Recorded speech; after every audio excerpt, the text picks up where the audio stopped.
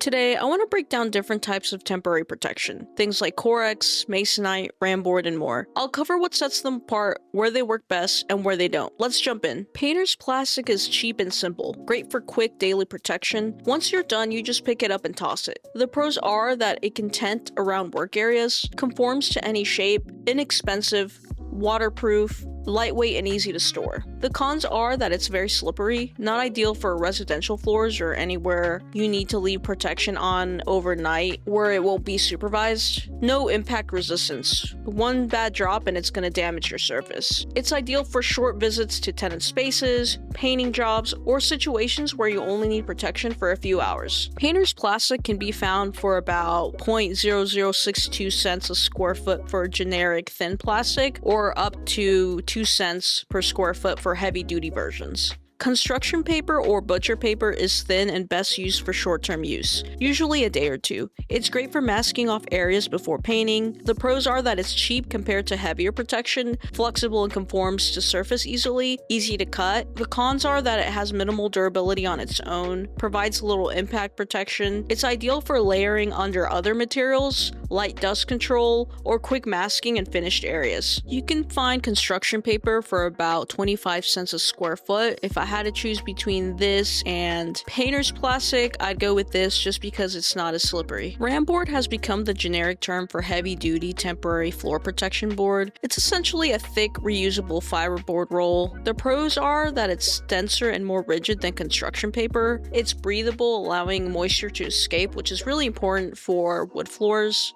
It's recyclable. It comes in really large rolls for easy coverage. The cons are that it can shift around if not taped or overlap properly, which with finished floors you typically do not tape directly to the finished floor. You overlap it and tape it to itself to prevent any curing issues. It's not suitable for extremely heavy-duty work, for example steel, concrete, where you're just hitting the ground constantly. It's ideal for medium-term flooring protection, weeks to months in my opinion, in spaces with consistent but not extreme foot traffic. You can find ramboard for about 21 cents a square foot. Masonite is hardboard that is made from compressing wood fibers with heat, pressure, and steam. Much more rigid than ramboard, making it better for long-term or heavy-duty projects. The pros are that it's highly durable and reusable. I have had these pieces of masonite for about 6 months, maybe more, and I'm still using them. Holds up well under heavy traffic, resists water penetration thanks to the top sealed surface. It stays flat and doesn't curl up during use. The cons are that it's pretty heavy compared to other protection. It's hard to cut around obstacles. If moisture does get underneath, like from the side from a spilt drink or something, it can trap it and damage the flooring. It's ideal for high traffic areas, long-term projects, and jobs where heavy equipment will be used. It's usually paired with other temporary protection types. You can find masonite for about $1.12 a square foot. HOMASOTE is a brand of rigid fiberboard sheets made from compressed recycled paper. It's often used for protection and sound absorption. The pros are that it has excellent shock absorption, good at absorbing liquid, reduces noise in work areas. The cons are that it's very heavy and it's difficult to move and handle. It's hard to cut quickly or cleanly. It's bulkier and more expensive than ramboard. It requires quite a bit of storage space, since it's on the thicker side. It's ideal for elevator interiors when you need to protect it, wall protection, or designated laydown areas in finished spaces. You can find HOMASOTE from $1.30 to about $2 a square foot. COREX is made from corrugated plastic sheets, strong yet lightweight. The pros are that it's water resistant, it's reusable for multiple projects, it's extremely lightweight even in full sheets, cuts very easily with a utility knife. The cons are that it's a slippery surface, especially when wet, provides less cushioning than something like HOMASOTE. It's more expensive upfront, it's non-breathable and can trap moisture underneath. It's ideal for stairs, millwork, or areas that require solid surface protection but are tricky to cut around. You can find COREX from about $1 to $1.50 a square foot.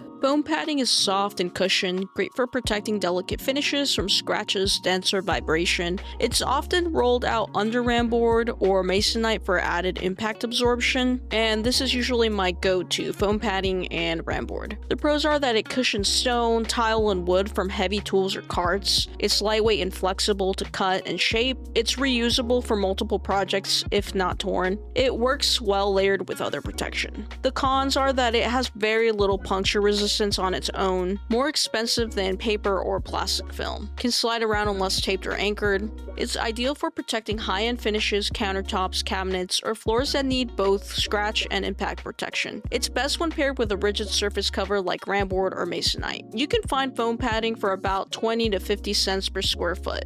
If you're in a commercial space, I recommend foam padding with ramboard, since it has a good balance of durability, cost, and convenience. If you're a homeowner, you can get away with ramboard. Protection done right saves floors, money, and time. If you found this video useful, please consider subscribing, and I'll see you on the next one.